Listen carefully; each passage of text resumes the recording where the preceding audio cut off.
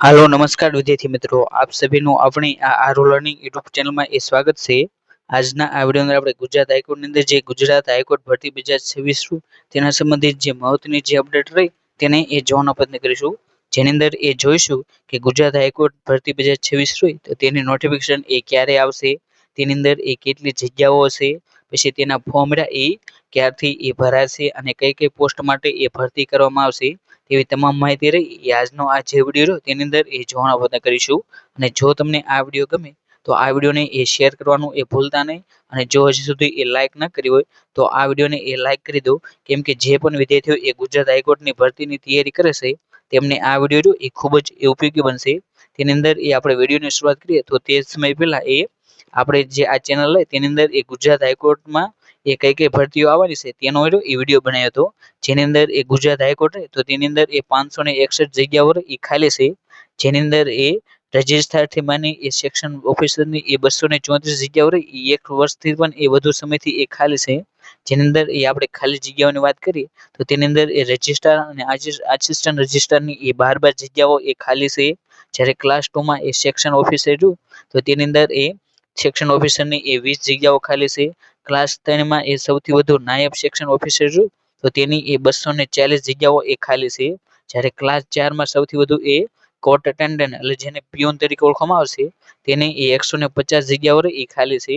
અને જે આ 561 જગ્યાઓની ભરતી રહી એ જે ગુજરાત હાઈકોર્ટ રહી તો તેની અંદર એ કરવામાં આવશે।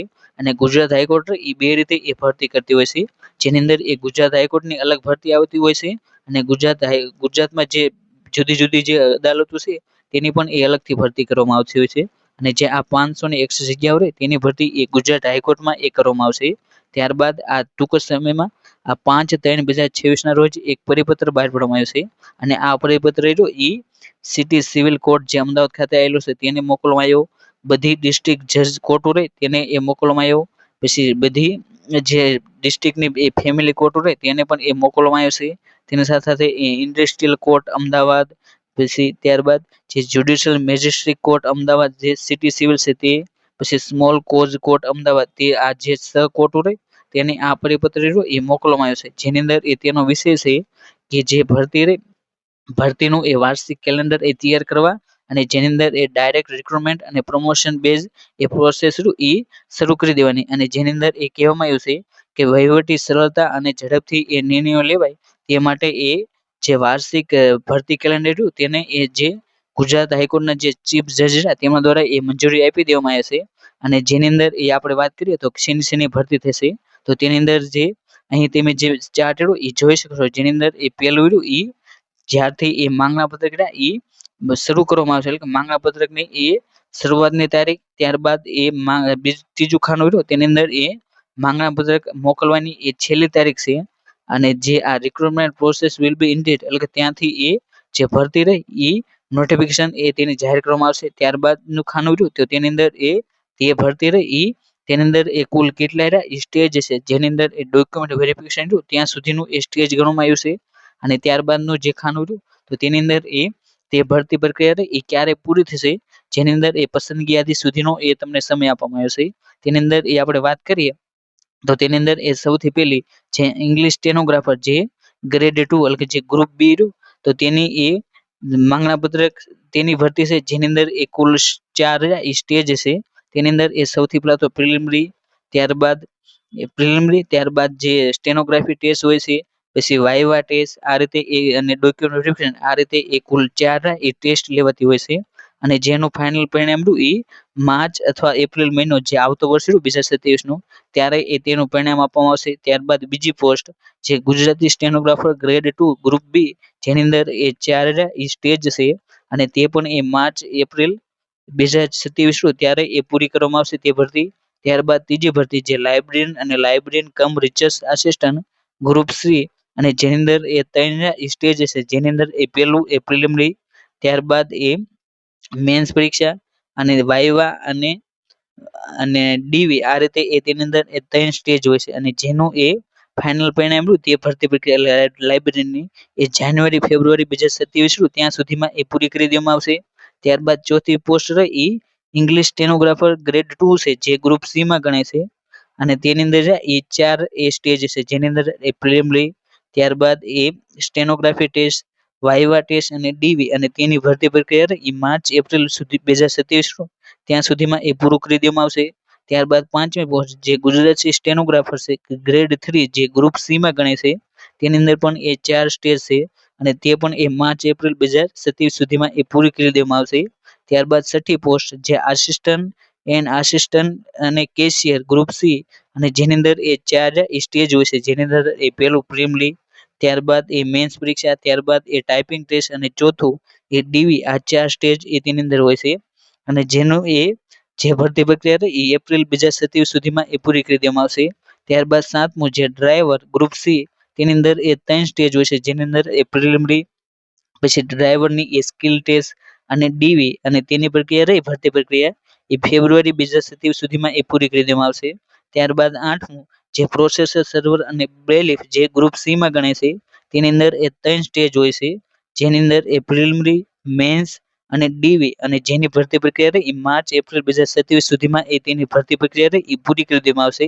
ત્યારબાદ 9મી જેનો એ તમામ ઉમેદવારો એ લાંબા સમયથી એ વાટ જોઈ રહ્યા છે, એટલે કે પીઓન પટ્ટાવાળો ગ્રુપ ડી, અને જેની અંદર એ કુલ એ 2 સ્ટેજ હોય છે. તેની અંદર એ પ્રિલિમિનરી એટલે જે મુખ્ય પરીક્ષા પ્રિલિમિનરી એ મુખ્ય પરીક્ષા, અને ત્યારબાદ એ બીજું સ્ટેજ એ ડીવી, અને આ એક ભરતી પ્રક્રિયા એકમાત્ર એવી છે જે 10 પાસ પર એ આવે છે, અને જેની ભરતી પ્રક્રિયા રહી એ માર્ચ 2027 સુધીમાં એ પૂરી કરી દેવામાં આવશે. એટલે કે જે આ 9 પોસ્ટ રહી તેની અંદર એ ભરતી કરવામાં આવશે ગુજરાત હાઈકોર્ટ દ્વારા. અને તેની સાથે સાથે એ નોંધ પણ આપવામાં આવી છે કે જે આ જે ડિસ્ટ્રિક્ટ જ્યુડિશરી અને ઇન્ડસ્ટ્રીયલ અને લેબર કોર્ટ રહી તેની અંદર જે પ્રમોશન આપવાની જે પ્રક્રિયા રહી એ જાન્યુઆરી 2026 થી એ શરૂ કરી દેવામાં આવી છે, અને આ જે પ્રમોશન આપવાની પ્રક્રિયા રહી એ 15 એપ્રિલ 2026 ત્યાં સુધીમાં એ પૂરું કરી દેવાની.